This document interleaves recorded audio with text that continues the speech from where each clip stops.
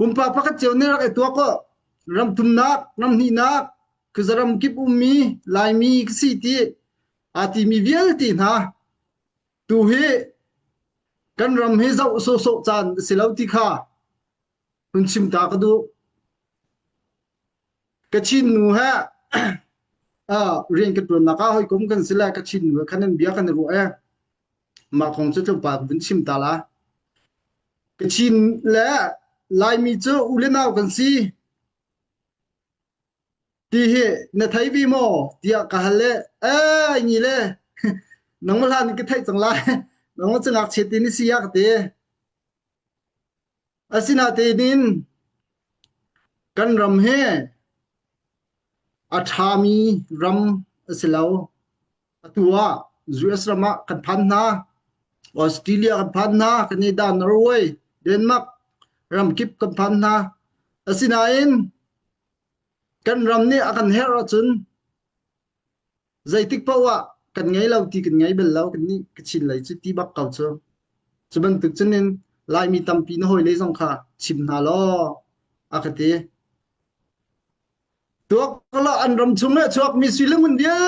ti khituk zor oktor ngai mi na kan unau kachin pol man ne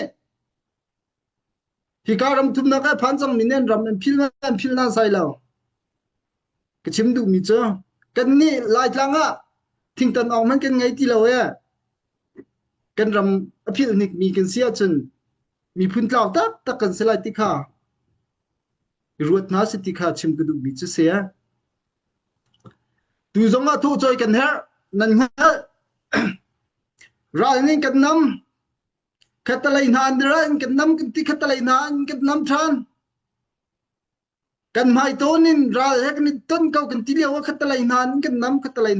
nam na mudi en kan nam ning dan kha adang chiu chim hao lo nan thai mai tholin man kan nam sin man kan nam draken man kan nam zain dan kan nam kan ha chu cha zaida her kan ti sia chon ra kap thon kan hau kan ram kilven kho kan hau tha jang thon kan hau cho wa cho kho kan hau akan nen chin lang mang Malaysia zonga hoi ben tuk chun rian ki tuan kolona ten thu ni phu thuma rian ki tuan ne tho choi long te lai mi he tho choi ha kan ngol khol la lo tiap mai